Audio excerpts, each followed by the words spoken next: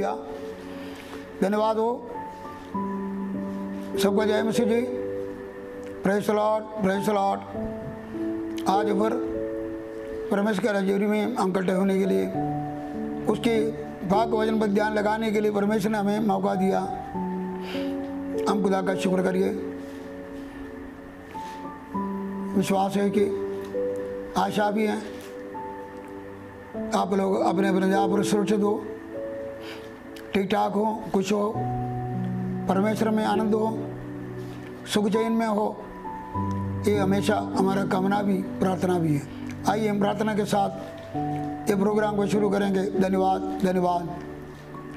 Hallelujah, hallelujah, hallelujah, hallelujah. खुदा बाप तेरा शुक्र हो, तेरी नाम के करते हैं, तारीफ करते हैं। आपके बेटे प्रभु यीशु मसीह के मुबारक नाम से हम आपका हजूरी में इकट्ठे होने के लिए तौफीक दिया। धन्यवाद। रात पूरा तो हमारे साथ रहा और सुबह से अभी तक भी तूने हमको संभाल कर रखा। जैसा रोजाना आपका पाक वचन सुनने के लिए तेरे हजूरी में इकट्ठे होते हैं, आज भी आपका हजूरी में अपने घरों में आपके नाम के लिए जितने लोग इकट्ठे हुए हैं सबको आशीष दो। ये मेरे खुदा जी तेरा वाणी मिलेगा। धन्य हो लोग जिसको तूने चुन लिया, अपने निकट लेके आया। धन्यवाद करते हैं जब हम आपसे दूर थे, अपने बेटे यीशु मसीह के वसीले से तो हमें अपने पास लेके आया, हमें आनंद जीवन दिया, परमेश्वर के साथ मेल मिलाप दिया, खुशी आनंद दिया, पवित्र आत्मा का आनंद दिया, आपका हजूरी का प्रेम दिया, प्यास दिया। हर बातों के लिए धन्यवाद करते हैं। जब हम आपका पाक हजूरी में वचन में ध्यान लगाने जाते हैं, अंत सबको तो भी बख्शो। अंतर वचन में पूरा दिल से ध्यान लगाए, सुने और तेरा वचन हमारे सबके लिए आशीषों का कारण बने। धन्यवाद यीशु के नाम से। खुदा का शुक्र हो।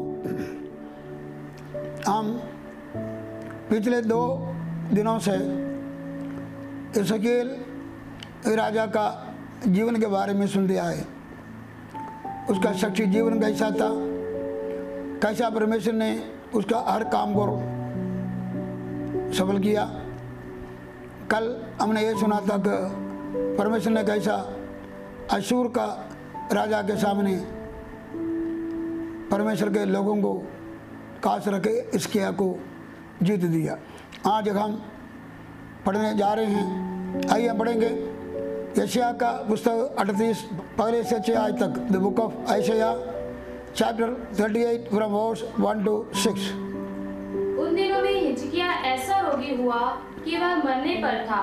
तब आमोस के पुत्र यशायाह नबी ने उसके पास जाकर कहा, यहोवा यूं कहता है, अपने घराने के विषय जो आज्ञा देनी हो वह दे, क्योंकि तू ना बचेगा, मर ही जाएगा।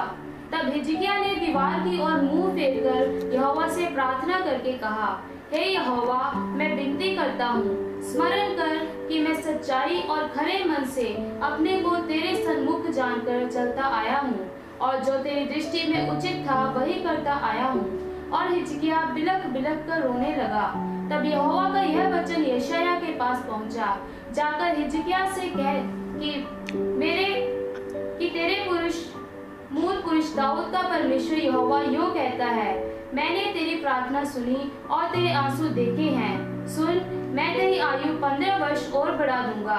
अशूर के राजा के हाथ से मैं तेरी और इस नगर की रक्षा करके बचाऊंगा।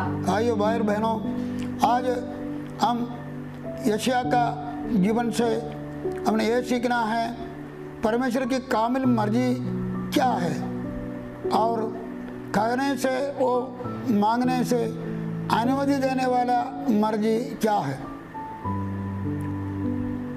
आज हम ये वचन पढ़ के सुना है, यह है इसके राजा बीमार हो गया। लिखा है कि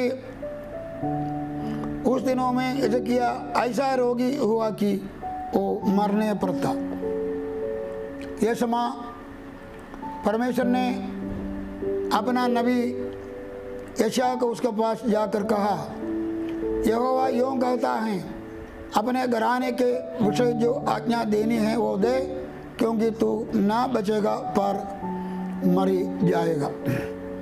परमेश्वर ने अपने दास के द्वारा ये संदेश भेजा, तू जरूर मरेगा। उसने बिलक बिलक कर परमेश्वर के सामने रोए, और खुदा का वचन में हम ये देख सकते हैं कि परमेश्वर ने उसका प्रार्थना सुना और उसको 15 साल उम्र और बढ़ाया। हमारा परमेश्वर प्रार्थना सुनने वाला परमेश्वर है, उसका कान है, वो सुनता है, आंखें हैं, देखते हैं, उसका दिल है, तरसने वाला दिल है। धर्मी पुकारते हैं, कान लगा के सुनते हैं। हमारा सबका जीवन में हम पिछले दिनों में ये देख सकते हैं, हमारा परमेश्वर जीवित परमेश्वर है, वो हमेशा हमारा प्रार्थना सुनता है। इधर यशायाह के पास ये सुने आया, तो मरेगा, तू जरूर मरेगा, नहीं बचेगा। इसका एक अर्थ यह है, इब्रानियों 9:27 में लिखा है, और जैसे मनुष्य के लिए एक बार मरना और उसके बाद न्याय का होना नियुक्त है, वैसे ही मसीह भी बहुतों के पापों को उठा लेने के लिए एक बार बलिदान हुआ, और जो लोग उसकी बाट जोते हैं उनके उद्धार के लिए दूसरी बार बिना पाप उठाए हुए दिखाई देगा। इसमें हम देख सकते हैं कि मनुष्य के लिए एक बारी मरना ठहराया और उसके बाद में न्याय भी ठहराया जरूरी है। एक दिन मौत हमारे सामने आना बड़ा जरूरी है। भाई बहनों, ये ठहराई हुई बात है। आज इंसान मौत का सामना करने के लिए डरते हैं। इधर परमेश्वर ने यशायाह के वसीले से इसके राजा को यही कहा, तुम मरूंगा जरूर, अपना घर का प्रबंध कर, या मलयालम लिखा ग्रह का क्रमीकरण कर, या उसका प्रबंध कर, इंतजाम कर, ये मौत का सामने करने का तैयारी कर। भाई बहनों, हमने पढ़ा एक दिन मरना जरूरी है और परमेश्वर के सामने खड़े होना जरूरी है, तो ये मुकर्रर किया हुआ, हमने उसके लिए तैयार होना भी जरूरी है। हम कोई काम करते हैं, किधर जाना है, कोई घर बनाना है, कोई घर में कोई ब्याह शादी करना है, कोई सफ़र करना है, हम उसके लिए पहले ही तैयारी करते हैं। इस रीति से हर एक इंसान मरने का सामना करना जरूरी है। आमोस 4:12 में लिखा है, ये इस्राएल अपने परमेश्वर के सामने आने के लिए नहीं तो खड़े होने के लिए तैयार हो जाओ। Prepare to meet the God O Israel. हर एक इंसान जैसा मौत का सामना करेगा, ऐसा ही उन्होंने आगे का भी अनंत काल का भी तैयार करेंगे। अगर एक इंसान पापी होकर मौत का सामना करेगा, वो अनंत काल भी और वो पापी होकर परमेश्वर का सामना करेंगे। उसके चिट्टे सिंहासन के सामने पापी होकर खड़े होंगे और अनंत काल उस अनादि नरक में जाएंगे, उस मौत के जगह पर जाएंगे। अगर वो इंसान धर्मी होकर मौत का सामना करेंगे, उसका आनंद काल स्वर्ग में होंगे, सदा जीवन में होंगे। एक दिन हर कोई हम उस मौत का सामना करना है। कैसा तुम उस मौत का सामना करेंगे, कैसा तुम न्याय के दिन में दिलेरी के साथ परमेश्वर के सामने खड़े हो सकता है। सिर्फ और सिर्फ इंसान मुक्ति के साथ मौत का सामना करे तो फिर वो इंसान अनंतकाल खुशी के साथ स्वर्गराज में जा सकते हैं, परमेश्वर का सामना कर सकते हैं। हम जिंदगी जी 2-4 बातों को हमेशा स्मरण करने की आवश्यक है। इंसान पापी है, पापी को जिंदगी अपने पापों से मुक्ति पाने का आवश्यक है, धर्म ठहराने का आवश्यक है। धर्म ठहराने वाला यीशु है। यीशु पर ईमान रखने से, अपने पापों से पछतावा करने से उसको माफ़ी मिलते हैं, उसको आनंद काल का जीवन सदा जीवन इधर ही मिलते हैं, पाप क्षमा उसको मिलते हैं। वो पानी का बपतिस्मा बाप बेटे रूपा के नाम से लेते हैं, पवित्र आत्मा का दान पाते हैं और धर्म और सच्चाई के साथ परमेश्वर के बीच में होकर चलते हैं। और वो शख्स मौत का सामना कुछ और अंत के सामने करेगा। हम देख सकते हैं कि वो पापी जो डाकू थे, 2 डाकू थे, लेकिन एक बड़ा खुशी के साथ उसका मौत का सामना इसलिए किया, उसने यीशु को पहुँचाना, अपने आप को बचाना।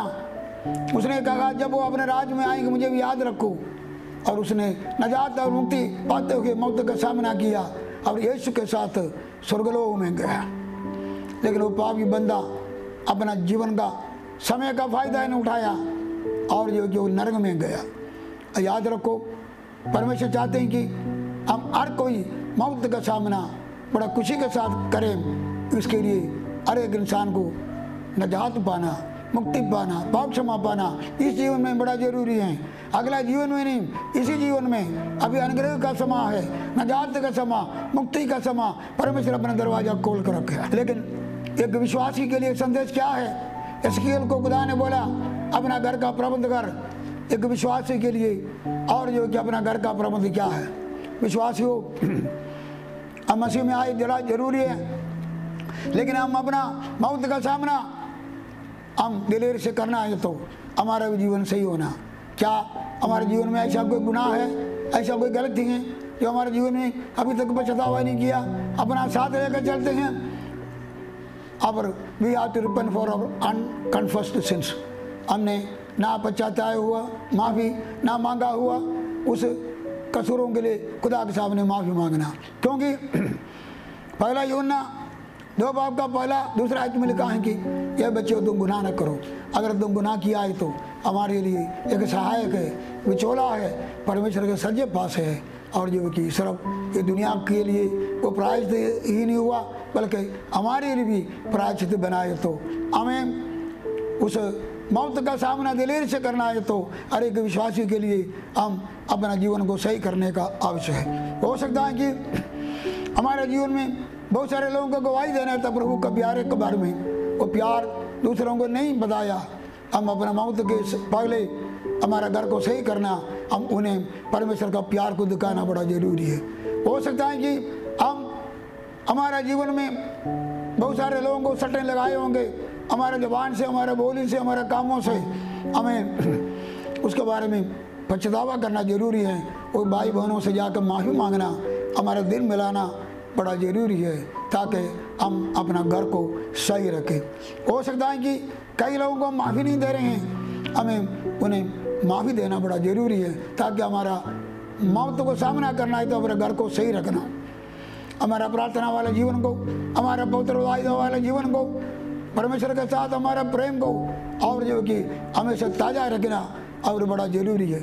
धर्म और सच्चाई के साथ हमारा जीवन गुजारना बड़ा जरूरी है, फिर हम मौत का सामना करेंगे। पौलुस मौत का सामना बड़ा खुशी के साथ किया। पढ़ेंगे हम 2 तीमुथियुस 4 बाब 6 आयत से 8 आयत तक पढ़िए। क्योंकि अब मैं अर्घ के समान उंडेला जाता हूँ और मेरे कूच का समय आ पहुँचा है। मैं अच्छी कुश्ती लड़ चुका हूँ, मैंने अपनी दौड़ पूरी कर ली है, मैंने विश्वास की रखवाली की है। भविष्य में मेरे लिए धर्म का वह मुकुट रखा हुआ है जिसे प्रभु जो धर्मी और न्यायी है मुझे उस दिन देगा, और मुझे ही नहीं वरन उन सबको भी जो उसके प्रकट होने को प्रिय जानते हैं। इधर पौलुस मौत का सामना करने का तैयार था। अब मैं अपना जान को कुर्बानी देने का समय आ गया। मैं अच्छा कुश्ती किया, दौड़ को मुकाया मैंने, और जो कि अच्छा कुश्ती किया, विश्वास का राखी किया। आगे मेरे लिए और जो कि इनाम रखे हुए। और भाई बहनों, एक अच्छे विश्वासी वो है मौत का सामना आनंद और खुशी के साथ कर सकते हैं। 2 कोरिन्थियर 5 बाब 8 आयत में लिखा हुआ, पढ़िए। इसलिए हम ढाढ़स बांधे रहते हैं और देह से अलग होकर प्रभु के साथ रहना और भी उत्तम समझते हैं। इसमें पौलुस तैयारी भी था, उत्तम समझा। मैंने देह से अलग होकर परमेश्वर के साथ रहना उत्तम है। भाई बहनों, अपना घर को सही करना बड़ा जरूरी है। इधर हम यशायाह नबी ने इधर यशायाह का किताब 28 बाब इसमें आके सुना दिया क्या जी, तू मरेगा जरूर है, बचेगा नहीं। एक बुरी खबर था, यशायाह के लिए एक बुरी खबर था। जब ਅਸੀਂ पिछले कहानी के पास ਅਸੀਂ जाएंगे, 2 बारी इसी यशायाह ने खुशी का खबर लेके आया था। 19 में पढ़ने के लौटने, दूसरा राजा 19 का 5 और 6, दूसरा राजा 19 का 20 में जब अशूर का राजा इसराइल और यहूदा गोत्र के खिलाफ जंग करने के लिए आया था, और यशायाह को सुनिया भेजा। यशायाह ने प्रार्थना किया, यशायाह ने 2 बारी खुशी का पैगाम लेके आया, अच्छा पैगाम लेके आया कि परमेश्वर तुम्हारे साथ है, डरने का कोई आवश्यक नहीं, तुम्हारा विरोधी है, अपने आप पीछे चले जाएंगे। ये बड़ा दिलासा दिया। लेकिन इस बारी इसके के पास एक बुरी खबर आया। ये याद रखो, परमेश्वर अपना संदेश कई बारी हमारा भलाई के लिए हो सकता है, कई बारी ऐसा हमें लगता है कि ये बुराई है। अय्यूब का जीवन में और जो कि बहुत सारे बुराई हुआ, जब उसके जीवन में कई विपत्तियाँ बार बार आए हैं, उसने खुदा का धन्यवाद किया। और जब आखिरी में उसका 10 बच्चा भी जो मरा था, और उसका पत्नी तो बहुत बुड़बुड़ाई, और उसने कहा तो मर जा, अपने विश्वास का त्याग कर खुदा को इनकार कर, फुटकारे और मर जा। उसने क्या कहा? अय्यूब 2 का 10 में लिखा, क्या परमेश्वर का हाथ से सुख लेते हैं, क्या दुख ना ले? ये हमारे जीवन में ये बड़ा जरूरी है। परमेश्वर का संदेश कभी कभी हमारी मर्जी के अनुसार भी हो सकता, कभी कभी परमेश्वर का मर्जी हमारे मर्जी के खिलाफ भी हो सकते हैं। कई बारी खुदा की जड़ा उत्तर हैं, हम प्रार्थना करते हैं, कई विषय परमेश्वर के सामने रखते हैं, कई बारी जो है कि हमारे मर्जी के अनुसार हमें उत्तर नहीं देते हैं। लेकिन हम उड़ीक करना चाहिए जो कुछ भी परमेश्वर हमारे जीवन में करेगा, क्योंकि लिखा है कि रोमिया 8 बाब में लिखा हुआ, परमेश्वर जो कुछ भी करते हैं तो हमारा भलाई के लिए, मिलकर भलाई के लिए होते हैं। इधर परमेश्वर ने एसेकिएल को कहा कि अपने घराने का विषय में आज्ञा देने वाव दे, या you set your house in order, अपना घराने का जिम्मेवारी और किसी को दो, इंतजाम करो।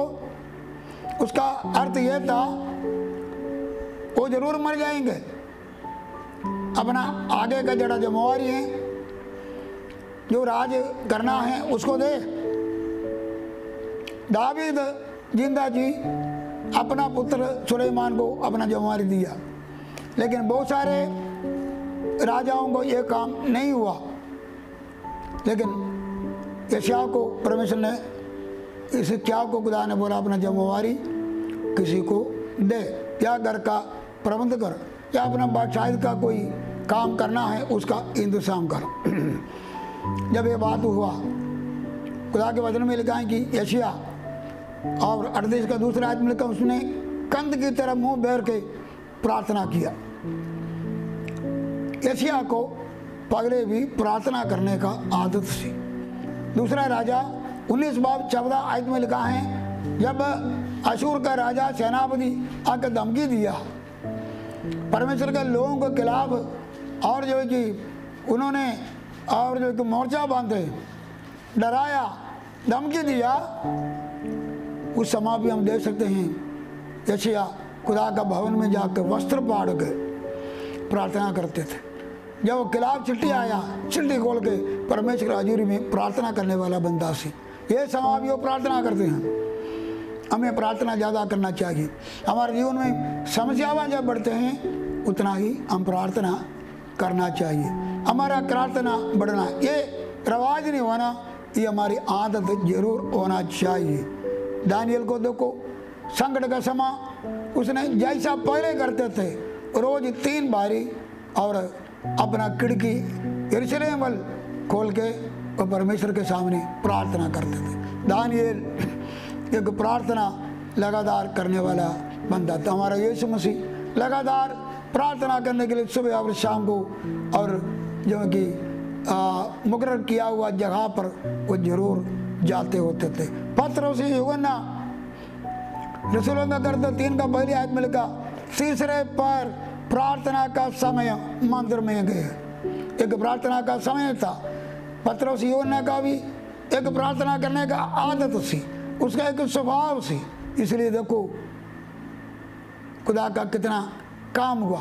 वो लंगड़ा चले नहीं, आगे चले होगा, और जो कि हाथों कितने मोजे निशानी हुआ। खुदा का काम कैसा बढ़ा, गुणों में गिनती में बढ़ते गए। हमें प्रार्थना करने का अवश्य है। इधर हम देख सकते हैं कि इसकिया जब सुनिया मिला कंद बल मुँह फेरा, उसका अर्थ यह था कंद से नहीं प्रार्थना किया। उधर बहुत सारे लोग इकट्ठे हुए होंगे। एक प्राइवेट प्रार्थना है, एक अलग होके हमरे परमेश्वर से उसने प्रार्थना किया। उसने प्रार्थना करने का विषय भी देखो, उसने रो रो के ऐसा प्रार्थना किया, हे परमेश्वर मैं तेरे सच्चाई और ईमानदारी से तेरे रास्ते पर चला और तेरे सामने तेरे निगाह में जो सही काम है वो मैंने किया है। उसका प्रार्थना यह था। सीधा तो उसने ये नहीं बताया कि मुझे उम्र बढ़ाओ, लेकिन अंदाजा ये ले सकते हैं उसने अपना उम्र ज़्यादा होना चाहते थे, मौत से छुटकारा मिलना चाहते थे। उसका प्रार्थना ऐसे थे। परमेश्वर ने उसका प्रार्थना सुन के उत्तर दिया और लिखा है कि बीमारी से भी शिफा दिया।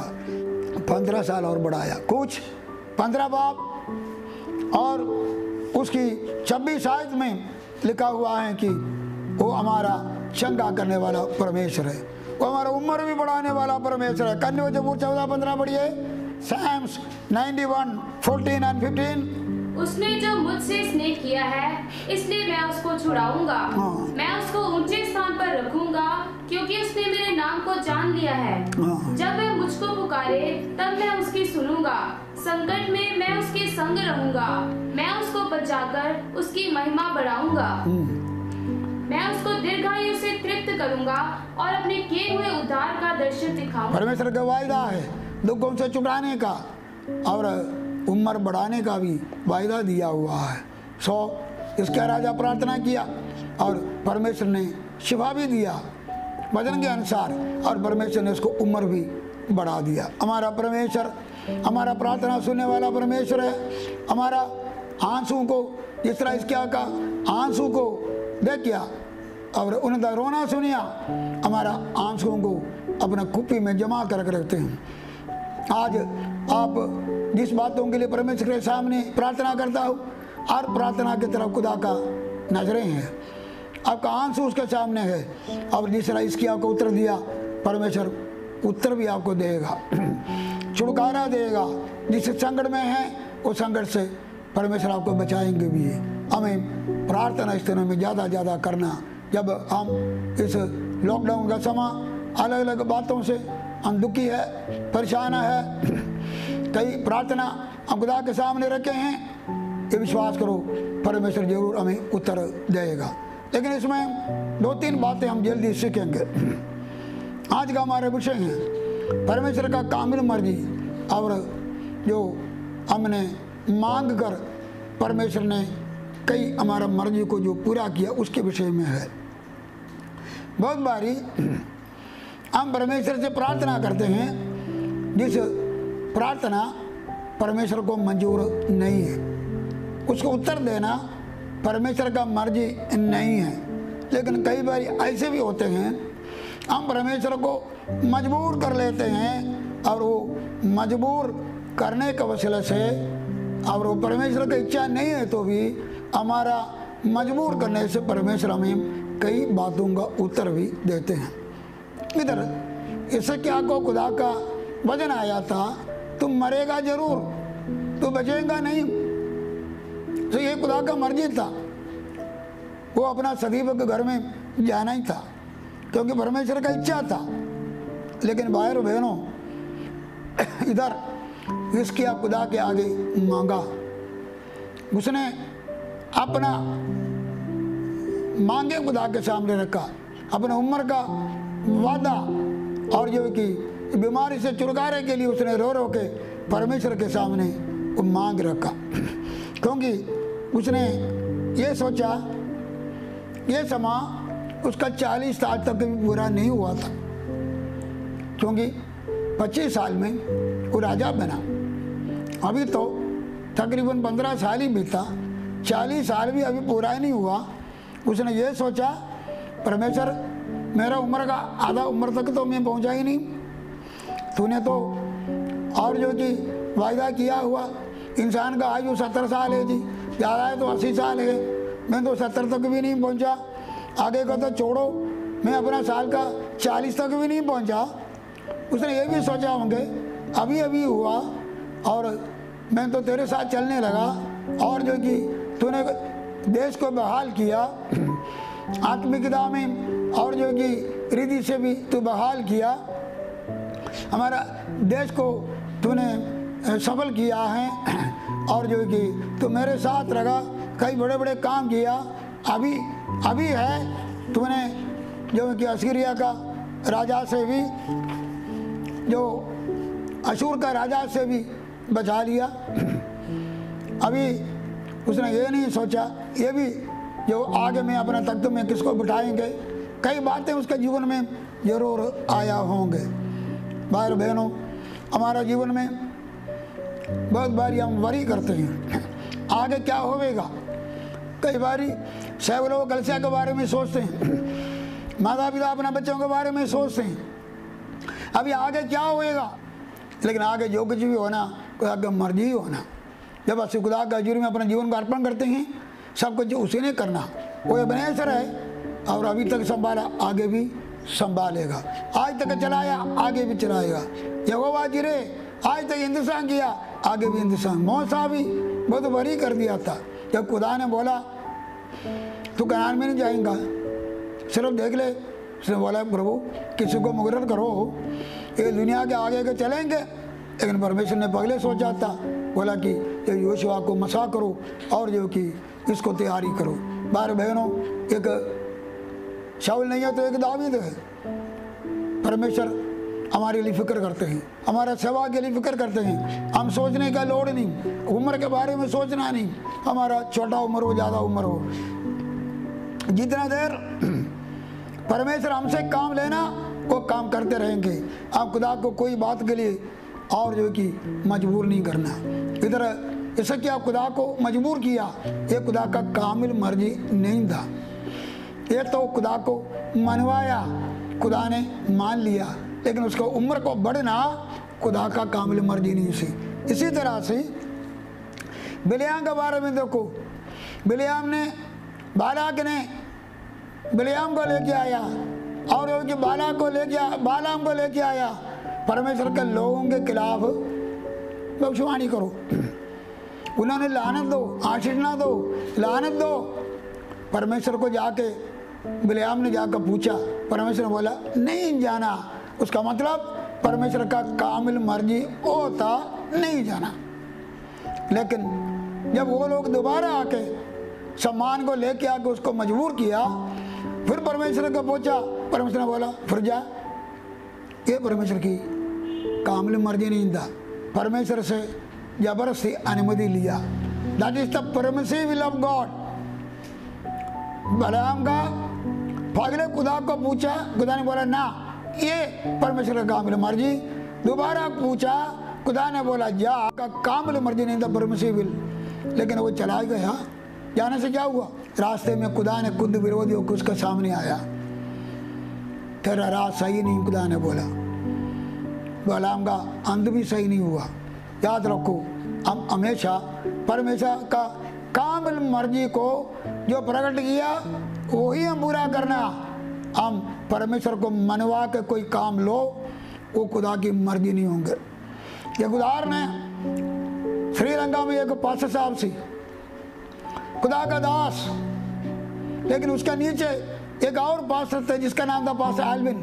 जो खुदा का दास का नाम था पास्टर पॉल, एक सादा बंदा था, इतना ज़्यादा पढ़ा लिखा नहीं था, पढ़ा लिखा सी, लेकिन खुदा का चुना हुआ खुदा का दास था। उसके नीचे पास्टर आल्विन नाम का श्रीलंका का बहुत बड़ा ऊंचे परिवार का एक बहुत सारे पढ़े लिखे विद्वान परमेश्वर के काम के लिए आया, खुदा ने उसको इस्तेमाल किया। एक दिन उसने आके परमेश्वर का दास पास्टर पॉल से पूछा, पास्टर जी रात आधी रात कुछ लोग आए,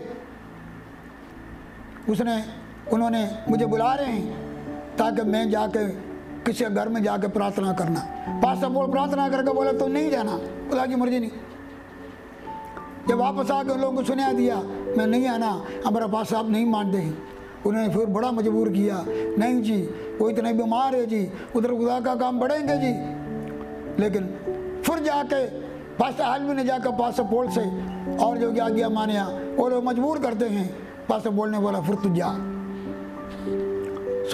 पास्टर आल्विन लोगों के साथ गया, लेकिन वो धोखेबाज लोग थे, इसको मारना कूटना था, परमेश्वर मसीह विरोधी था। उसको उधर लेकर जंगल में जाकर मारा कूटा, फिर उसको वापस कर लिया।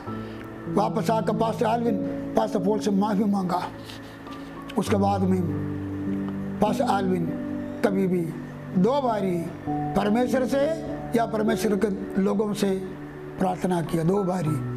याद रखो, हम कई बार प्रार्थना करो।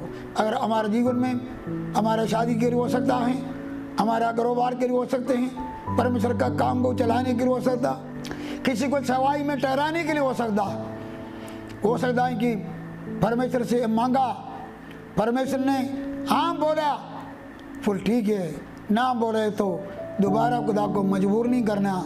अगर हम मजबूर करें तो वो प्रार्थना उत्तर मिले तो भी, वो काम हो गए तो भी, वो परमेश्वर का मर्जी नहीं होगा। आखिरी में बात बोलना चाहते हैं, क्या हुआ? एसेकिएल ने प्रार्थना किया, परमेश्वर का मर्जी के अलावा ही परमेश्वर के मजबूर करके प्रार्थना किया। 15 साल बढ़ाया, ये 15 साल के अंदर उसका एक बेटा जन्म हुआ, उसका नाम था मनश्शा। पढ़िए दूसरा राजा 21 बाब पहला और दूसरा आयत पढ़िए। जब मनश्शे राज्य करने लगा तब वह 12 वर्ष का था और यरूशलेम में 55 वर्ष तक राज्य करता रहा और उसकी माता का नाम हेप्सिबा था। उसने उन जातियों के घिनौने कामों के अनुसार जिनको यहोवा ने इस्राएलियों के सामने देश से निकाल दिया था वह किया जो यहोवा की दृष्टि में बुरा था। इस बढ़ती हुई 15 साल में इसके राजा को एक बेटा जना हुआ, उसका नाम था मनश्शा। इसके राजा के बाद में मनश्शा राजा बना। पूरा हिस्ट्री में मनश्शा जैसा एक दुष्ट राजा नहीं हुआ जरा इसराइल में राज किया। उन्होंने वो कानूनी काम किया, सारे वो काम किया जरा परमेश्वर के खिलाफ से। याद रखो, परमेश्वर के मर्जी के अलावा प्रार्थना करके उम्र बढ़ाने से, वो प्रार्थना का उत्तर मिलने से क्या हुआ? रिजल्ट ये हुआ एक अन्य आज्ञाकार पुत्र देश में आ गया। एसेकिएल कभी सपना भी नहीं देखा होंगे मेरे बच्चे ऐसा होंगे। इससे क्या मिलते हैं? हम परमेश्वर का कामिल मर्जी को पूरा करना। परमेश्वर का मर्जी हमारे जीवन में एक बारी प्रकट हो गया, बहुत बारी वचन के द्वारा हमको प्रकट होते हैं। उसको बार बार किसी से पूछने की लोड़ नहीं, भविष्यवक्ताओं के पास जाने की आवश्यक नहीं, बार बार रोजा रखने की आवश्यक नहीं। वही खुदा का मर्जी है और उसके खिलाफ हम मजबूर करके उत्तर भी मिला। उसका रिजल्ट हो सकता है कि वो काम, वो शादी, वो अहदा, वो शख्स हमारे जीवन में आशीष नहीं होंगे। इसलिए हमें क्या चाहिए? पढ़ेंगे रोमिया 12 बाब की पहली आयत पढ़ के हम बंद करें। इसलिए हे भाइयों, मैं तुमसे परमेश्वर की दया स्मरण दिलाकर विनती करता हूँ कि अपने शरीरों को, तुम अपने शरीरों को जीवित और पवित्र और परमेश्वर को भाता हुआ बलिदान करके, परमेश्वर के भाता हुआ बलिदान होकर चढ़ाओ। यही तुम्हारी आत्मिक सेवा है। ये तुम्हारी आत्मिक सेवा है। इस संसार के सदृश ना बनो, ये संसार का सदृश ना बनो, परंतु तुम्हारे मन के नए हो जाने से, तुम्हारे मन के नए होने के वसीले से तुम्हारा चाल चलन भी बदलता जाए, जिससे तुम परमेश्वर की भली और भांति और सिद्ध इच्छा सिद्ध इच्छा अनुभव से मालूम करते रहो। अनुभव से मालूम। खुदा शांत भी बख्शे। हम अपना जीवन को खुदा के हजूर में अर्पण करते हुए परमेश्वर के सिद्ध इच्छा कामिल मर्जी को जाने, जिसमें हमें बरकत मिलेगा, हमारे परिवार को, बच्चों को बरकत मिलेगा, हमारा मनुष्य को बरकत मिलेगा। आइए प्रार्थना करेंगे। हालेलुया। स्वर्गीय पिता तेरे शुक्र हो, तेरी नाम की तारीफ। आज तेरे कामिल मर्जी के बारे में हमने सीखा।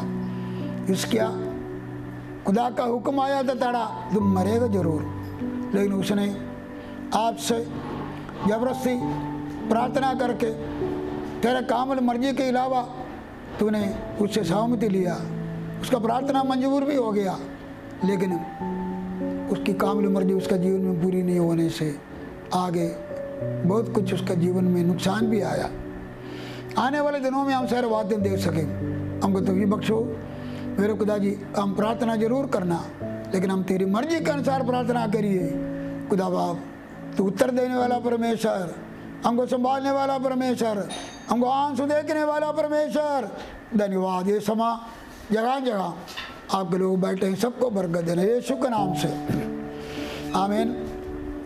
हमारा खुदा यीशु मसीह का अनुग्रह, खुदा बाप के प्रेरित की संगति हम सबके साथ भी, सारे संतों के साथ आज से लेकर होते रहेंगे, आमीन।